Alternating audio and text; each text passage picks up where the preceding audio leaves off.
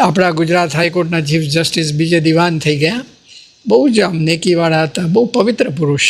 અને એમણે એક વખત સભામાં 1988માં જ્યારે ગુજરાત વિદ્યાપીઠમાં સ્વામીનું સન્માન ગોઠવ્યું હતું ત્યારે એ સભા પ્રમુખ તરીકે તેઓ હતા. એમણે સંબોધનમાં બોલેલા કે મેં પ્રમુખ સ્વામી આટલી સંસ્થાના પ્રમુખ છે, મોટી સંસ્થાના, પણ મેં એમને છાણ વાસીદું કરતા જોયા છે, વાસણ ઉટકતા જોયા છે, જાજરા સાફ કરતા જોયા છે, એવા એકદમ દાસ ભાવે ક્રિયા કરતા જોયા છે. મોહન સ્વામીનો તો અમે બધાએ દર્શન પણ કર્યા છે કે 14 વર્ષ સુધી જ્યારે ત્યાં મહંત હતા અને મુંબઈમાં તો રોજ વાસણ ઉટકવા પોતે જાતે પહોંચી જતા, સાફ સફાઈમાં પણ પોતે હંમેશા મોખરે રહેતા કે ત્યાં દાસ થઈને સેવા કરી છે. પ્રમુખ સ્વામીને પૂછેલું કે સ્વામી તમને શું થવું ગમે? સ્વામી એક ઇન્સ્ટન્ટમાં જવાબ આપ્યો, સેવક. અને મોહન સ્વામીને એક જણાએ કહ્યું કે સ્વામી મારી આટલા બધા અચીવમેન્ટ્સ છે કે મને આવા એવોર્ડ્સ મળ્યા છે અને મને આવું પ્રમોશન મળ્યું છે અને આવી પોસ્ટ મળી છે, બધું ઘણું બધું કીધું. કે પછી સ્વામીને કહ્યું કે તમારું શું અચીવમેન્ટ? તો મોહન સ્વામી કે સેવક. જો આવો દાસભાવ તમને કોમન જોવા મળે. અને અનિલ નાયક આપણે બધા ઓળખીએ છીએ, chairman of Larsen and Toubro, અને એ પોતે ઘણી વખત કહે છે કે હું 16 વર્ષથી ચેરમેન L&Tનો છું. બહુ જ પ્રભાવશાળી નેતા છે. પણ એ કે મેં પ્રમુખ સ્વામીનું નેતૃત્વ નિહાળ્યું છે તો ક્યાંય પોતે નેતા થયા જ નથી, પોતે હંમેશા સેવક જ રહ્યા છે. આ દાસભાવ આપણે પ્રમુખ સ્વામીમાં દેખાય. એવી જ વાત આ વખતે અમે જ્યારે અમેરિકા ગયા હતા 2017માં, ત્યારે ત્યાં કેનેડાના એક MP છે જ્હોન વિલ્સન, એણે સભામાં વાત કરી કે મોહન સ્વામીને મળ્યો ત્યારે મને અનુભૂતિ થઈ કે ટ્રુ દાસના દાસ મને મળ્યા છે, કે ત્યાં સાચા દાસના દાસ મને પ્રાપ્ત થયા છે. પછી આ ગુરુજનોમાં કોમન વસ્તુ દેખાશે, સાધુતા. એ સહજાનંદી સાધુતા જે ગુણાત્યાન સ્વામીમાં હતી, ભગતજી મહારાજમાં, શાસ્ત્રીમાં, યોગી મહારાજમાં, એ આજે પ્રમુખ સ્વામી મોહન સ્વામીમાં જોવા મળે. પ્રમુખ સ્વામીને એકવાર પ્રશ્ન કરેલો કે સ્વામી તમને કોઈ શબ્દ પડે તો અંતરમાંથી ઉભરો આવે ખરો? સ્વામી કે મને પહેલેથી ઉભરો આવતો જ નથી. મોહન સ્વામીને પણ કહ્યું તમને ક્રોધ ક્યારે આવે? તો મોહન સ્વામી મહારાજ કે ક્યારેય નહીં. પછી પ્રમુખ સ્વામીને પૂછ્યું સ્વામી તમને કેવા વિચાર આવે? સ્વામી કે મને સતત ભગવાનના જ વિચાર આવે. પણ પછી સ્વામી બોલ્યા કે મને એક વિચાર ક્યારેય નથી આવ્યો એ કહું? સંતો કે હા બાપા. સ્વામી કે મને કોઈનું પણ અહિત કરવાનો વિચાર ક્યારેય આવ્યો નથી. જો કેટલા નિર્મળ વિચારો આવા ગુરુજનોના હોય છે. એવું જ આપણે મોહન સ્વામીમાં જોઈએ તો એ પોતે ઘણીવાર કહે કે મને એવો એક વિચાર આવે છે કે બધા શુદ્ધ થઈ જાય અને બધા સુખિયા થઈ જાય. તો આવી પ્રકારનો વિચાર એમના જીવનમાં પણ આપણે જોવા મળે છે. જૂનાગઢના સંતો અક્ષરધામ જોવા આવ્યા હતા દિલ્હી, અને બધા ખૂબ પ્રભાવિત થયા, કારણ કે પ્રમુખ સ્વામીનું શિરમોડ કાર્ય એટલે અક્ષરધામ દિલ્હી છે. અને ખૂબ જોયા પછી એકદમ આમ અંદરથી ઉદ્ગાર નીકળી ગયો કે ખરેખર પ્રમુખ સ્વામીએ ગુણાતીત જોખ ઉજ્જવળ કીધી, કે ત્યાં ગુણાતીત વારસો ઉજ્જવળ કીધો.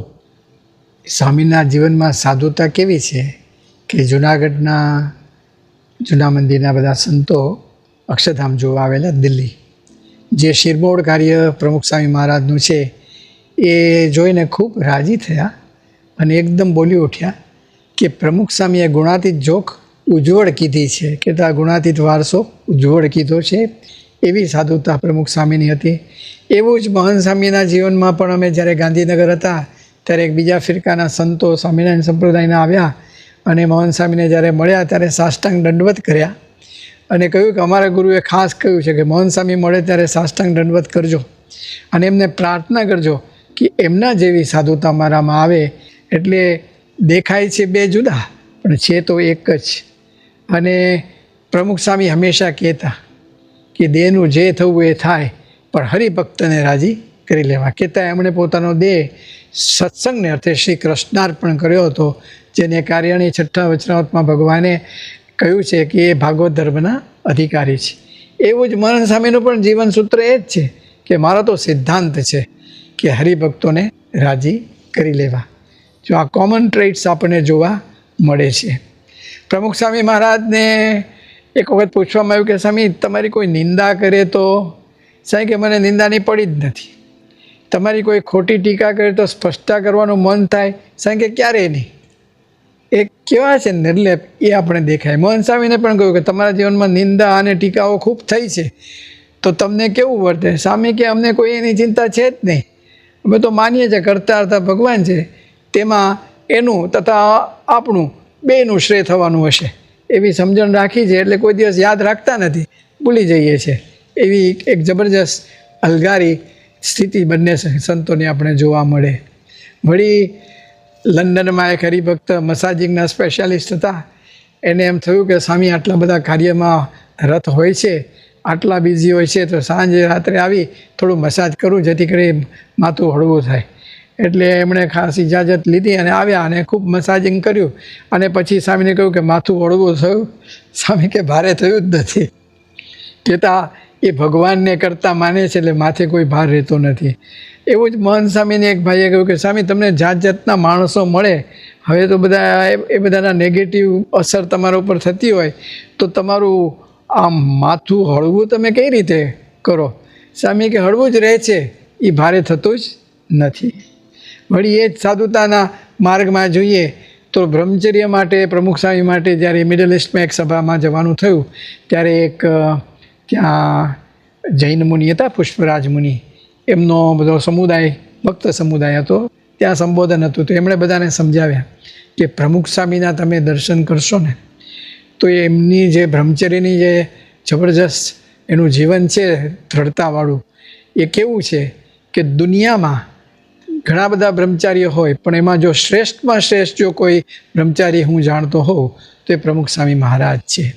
એવી જ રીતે અમે બ્રિટિશ એરવેઝના પ્લેનમાં બેઠા હતા અને એક બ્રિટિશ એરવેઝના સ્ટાફ મેમ્બર પણ એ રજા ઉપર હતા, એટલે ટ્રાવેલ કરતા હતા પ્લેનમાં.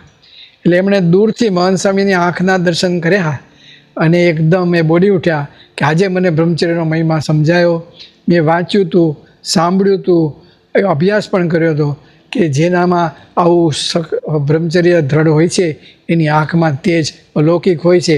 એ તેજ મને મહંત સ્વામીમાં દેખાયું. એ પણ આપણે જોવા મળે. વળી આ ગુરુનું સામર્થ્ય પણ સમજવા જેવું છે કે સ્વભાવ ટાળી શકે છે, જે કાર્ય બહુ મોટું છે. ત્યાં વ્યારામાં પ્રમુખ સ્વામી મહારાજ હતા 76માં, તો સવારના પરમાં મંગળ સ્વામી જાગે એટલે રૂમમાં બધા ગયા. પૂજ્ય ઈશ્વર સ્વામી થોડા સંતો અમે બધા હતા, ત્યારે પૂજ્ય ઈશ્વર સ્વામી પ્રાર્થના કરી કે બાપા આજે આપનો સરસ પવિત્ર દિવસ છે, જન્મ જયંતિ છે, તો બધા સંતોને આશીર્વાદ આપો કે બધા બ્રહ્મરૂપ થઈ જઈએ. તો સ્વામી કે ચિંતા નહીં કરવાની, એ તો ગાંઠ ઘડી નાખશે, તમને ખબર નહીં પડે અને ક્યારે બ્રહ્મરૂપ થઈ જશો. જેમ આર્ટિસ્ટ હોય એને મૂડ આવે અને પેઇન્ટિંગ કરી નાખે એમ થઈ જશે, સહજ બ્રહ્મરૂપ થઈ જશો, એવી ગેરંટી સ્વામીએ આપેલી. મોહન સ્વામીને પણ આવો જ એક પ્રશ્ન જેવો કોઈ પૂછેલો કે સ્વામી અમને બ્રહ્મરૂપ કરશો ને? તો મોહન સ્વામી બહુ સ્પષ્ટ બોલે એને માટે તો આવ્યા છીએ. એટલે ખ્યાલ આવે કે બંનેનું કાર્ય એક જ છે, અને એક જીવોને બ્રહ્મરૂપ કરવાનું. પ્રમુખ સ્વામી મહારાજ ત્યાં બધા આ જે જ્ઞાન છે ને અક્ષર પુરુષોત્તમનું, એ જ્ઞાન હરિભક્તોના હૃદયમાં ધરબીને સ્વામીએ સ્થાપિત કર્યું છે.